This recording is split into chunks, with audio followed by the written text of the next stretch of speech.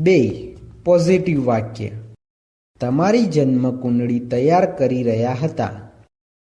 Negative વાક્ય. તમારી જન્મ કુંડળી તૈયાર કરી રહ્યા ન હતા. ઇન્ટ્રોગેટિવ વાક્ય. શું તમારી જન્મ કુંડળી તૈયાર કરી રહ્યા હતા? આપણે સૌપ્રથમ આ વાક્યોમાં ઓબ્જેક્ટ, વર્બ અને બાય સબ્જેક્ટ કોને કહેવાય તે જોઈએ.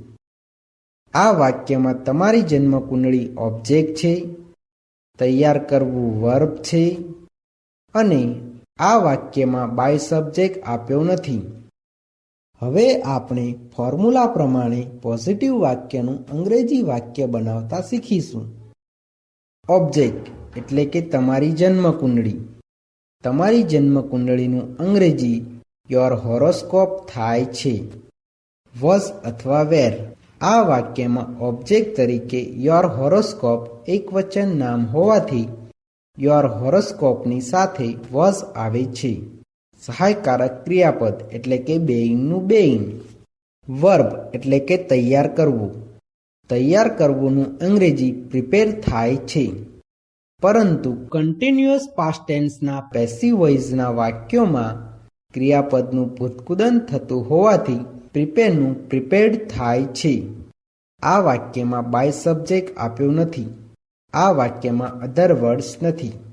આમ આ વાક્યનું અંગ્રેજી your horoscope was being prepared એવું થાય છે.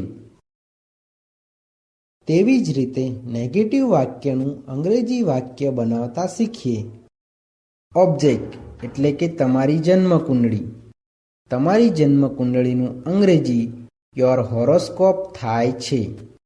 વોઝ અથવા વેર. આ વાક્યમાં ઓબ્જેક્ટ તરીકે યોર હોરોસ્કોપ એકવચન નામ હોવાથી યોર હોરોસ્કોપની સાથે વોઝ આવે છે. નોટનું નોટ. સહાયકારક ક્રિયાપદ એટલે કે બેઇંગનું બેઇંગ.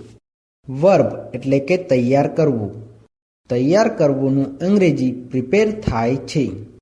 પરંતુ કન્ટિન્યુઅસ પાસ્ટ ટેન્સના પેસિવ વોઇસના વાક્યોમાં ક્રિયાપદનું ભૂતકૃદન થતું હોવાથી પ્રિપેરનું પ્રિપેર્ડ થાય છે. આ વાક્યમાં બાય સબ્જેક્ટ આપ્યો નથી. આ વાક્યમાં અધર વર્ડ્સ નથી. આમ આ વાક્યનું અંગ્રેજી your horoscope was not being prepared એવું થાય છે. તેવી જ રીતે ઇન્ટ્રોગેટિવ વાક્યનું અંગ્રેજી વાક્ય બનાવતા શીખીએ. વોઝ અથવા વેર. આ વાક્યમાં ઓબ્જેક્ટ તરીકે યોર હોરોસ્કોપ એકવચન નામ હોવાથી યોર હોરોસ્કોપની સાથે વોઝ આવે છે. ઓબ્જેક્ટ એટલે કે તમારી જન્મ કુંડળી.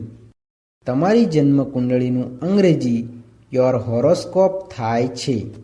સહાયકારક ક્રિયાપદ એટલે કે બેઇંગનું બેઇંગ. વર્બ એટલે કે તૈયાર કરવું. તૈયાર કરવુંનું અંગ્રેજી પ્રિપેર થાય છે. પરંતુ કન્ટિન્યુઅસ પાસ્ટ ટેન્સના પેસિવ વોઇસના વાક્યોમાં ક્રિયાપદનું ભૂતકૃદન થતું હોવાથી પ્રિપેરનું પ્રિપેર્ડ થાય છે. આ વાક્યમાં બાય સબ્જેક્ટ આપ્યો નથી. આ વાક્યમાં અધર વર્ડ્સ નથી. આ ઇન્ટ્રોગેટિવ વાક્ય હોવાથી વાક્યની પાછળ ક્વેશ્ચન માર્ક આવે છે. આમ આ વાક્યનું અંગ્રેજી વોઝ યોર હોરોસ્કોપ બેઇંગ પ્રિપેર્ડ એવું થાય છે.